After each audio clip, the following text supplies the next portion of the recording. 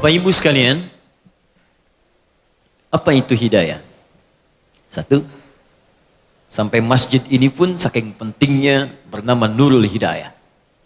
Ustadznya Adi Hidayat. Apa itu hidayah? Satu. Kedua, apa keistimewaan hidayah? Pertama, apa maknanya hidayah? Yang kedua, apa keistimewaan hidayah? Yang ketiga, bagaimana cara kita mendapatkan hidayah itu? Tiga ini yang coba kita jawab di pertemuan pagi ini. Dan mudah-mudahan bisa kita amalkan setelah pengajian ini insya Allah. Tidak cukup dengan amin, kita ngaji dulu. Hidayah setidaknya memiliki tiga makna utama. Saya ulang, setidaknya memiliki tiga makna utama. Satu, hidayah bisa berarti bimbingan Allah yang memudahkan seseorang untuk beribadah. Bimbingan Allah yang memudahkan seseorang untuk ibadah. Jadi kalau sudah mendapatkan hidayah ini, gampang, sholat gampang, enak. Bahkan sebelum waktu sholat sudah nanya, jam berapa sholatnya? Ini kan subuh baru selesai tadi. Ada orang baru subuh, udah nanya isya Pak. Padahal baru subuh, isya nanti jam berapa katanya. Sebaliknya kalau jauh dari hidayah, itu agak repot tuh. Jangankan azan, qomat pun belum tersentuh. Ujung waktu pun belum nanya. Tapi kalau masuk Ramadan, baru sahur nanya buka. Buka jam berapa, baru sahur. Jadi hidayah, jika sudah didapatkan oleh seorang hamba, maka dia akan memberikan kenikmatan untuk mengejar kemudahan dalam ibadah. Karena itulah ketika Allah menyebutkan hidayah diberikan pada orang takwa, pertama kali kalimat hidayah ya, disebutkan dalam Al-Quran, ketika diberikan pada orang takwa, ciri orang takwa itu gemar ibadah. Jadi pentingnya hidayah, pertama, hidayah bisa bermakna kemudahan untuk menunaikan ibadah. Dua, hidayah bisa juga berarti perlindungan yang Allah berikan untuk membebaskan dari setiap kesulitan. Perlindungan yang Allah berikan untuk membebaskan dari setiap kesulitan. Kenapa surah ke-18 ini disebut dengan Al-Kahfi? Kahfun, bukan gharun, karena di situ akan dikisahkan beberapa orang pemuda. Ada yang menyebut 5, ada yang menyebut 7. Artinya lebih daripada 1 dan 2. Mereka dikejar-kejar, terdapat kesulitan yang luar biasa, sedang punya problem, masalah. Bahkan masalah ini bisa berpengaruh kepada jiwa. Kalau bukan intimidasi, bisa dieksekusi. Dahsyat Pak.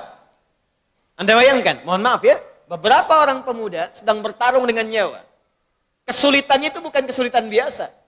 Bukan kesulitan sekedar harta benda, pekerjaan yang belum didapat, uang bulanan yang belum diraih, kesulitan di perjalanan yang terkadang dengan macet, bukan. Taruhannya nyawa, kalau ketahuan, selesai, eksekusi. Kesulitan tingkat tinggi. Lalu mereka berlindung, datang, masuk ke dalam sebuah gua. Tapi yang paling menarik, ketika Allah memberikan perlindungan kepada mereka, apa yang disebutkan oleh Allah yang menyertai perlindungan ini? Buka di ayat ke-13-nya, di paling kiri di pertengahan, surah ke-18. Innahum fityatun amanu bi rabbihim wazidnahum huda. Mereka itu para pemuda yang sedang mengalami kesulitan luar biasa. Bahkan bertarung dengan nyawa. Taruhannya eksekusi. Tapi dia beriman kepada saya, kata Allah. Beriman kepada Rabbnya, yang disebutkan Rabb. Sifat rububiyahnya masuk di situ. Yang merawat, melindungi, memberikan bekal, mencukupkan, memberikan kenikmatan. Ketika dia beriman kepada saya, kata Allah, zidnahum huda. Aku tambahkan hudan. Jamak dari kata hidayah adalah hudan. Ketika aku berikan hudan, aku lindungi dia.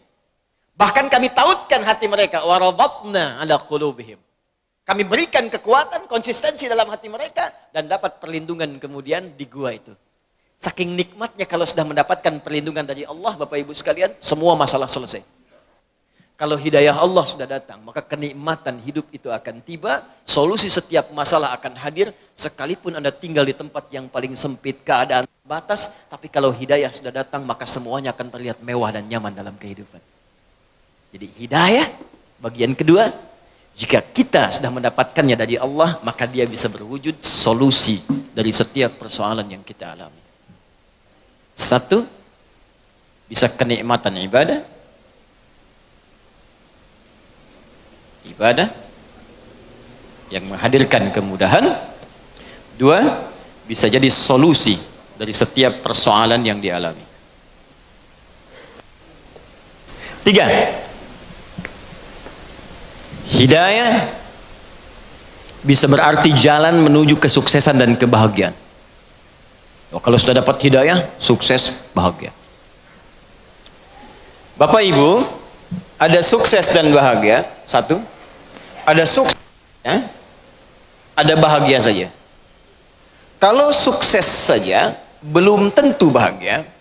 Itu bahasa Arab standarnya fauz namanya. Turunannya disebutkan 29 kali dalam Al-Quran.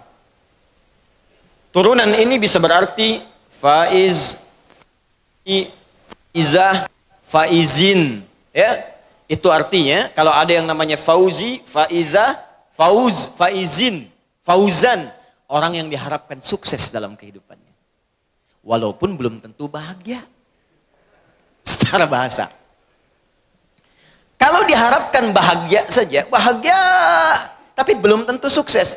Itu bahasa Arabnya fariha, fa, ra, dan ha. Ya, farhan, farah, itu bahagia. Jadi kalau yang diberikan nama farhan, diharapkan bahagia selama hidupnya. Walaupun belum tentu sukses. Sekarang saya tanya, pilih mana? Sukses tidak bahagia atau bahagia tapi nggak sukses? Kaya tapi gelisah atau miskin tapi tenang? Tidak ada pilihan ketiga, jangan milih. Pilih mana? Pasti pengen yang ini. Karena itu Allah sudah mengerti isi hati kita, Allah sudah paham. Sebelum diungkapkan sudah tahu. Bahkan sebelum saya sampaikan tadi, di hatinya sudah berbisik pengen ini. Dalam bahasa Arab, sukses dan bahagia kalau disatukan itu namanya falah. Falahun. Kalau Anda beli kamus bahasa Inggris dan Arab, menemukan kalimat falah, itu terjemahannya success and happiness. Ya. Sukses dan bahagia. Ya, bahagia dan sukses, falah. Orangnya disebut muflih. Kalau kita bekerja sudah menggenggam kesuksesan, kebahagiaan, disebut aflah namanya. Ya, saya menggenggam kesuksesan. Sudah saya genggam, gak ingin saya lepaskan. Saya bahagia. Maka tambahkan hamzah di depan awal kalimatnya, harakatnya fathah, a. Pindah ini ke sini, ini mati, sukun. Kalau sudah ada hamzah, rumusnya nanti diillat di ilmu sharaf, ini hilang alif yang ini. Maka jadi aflah. Allah berjanji, setiap orang beriman, kata Allah, aku janjikan kalau dia bisa mengikuti petunjuk Allah akan menggenggam kesuksesan dan kebahagiaan. Jadi kalau Anda ingin mendapatkan kebahagiaan itu, pesan kuatnya, maka ambil hidayah Allah itu.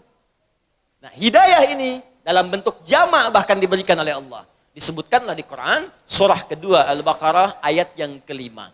Orang bahagianya disebut muflih, jamaknya muflihun.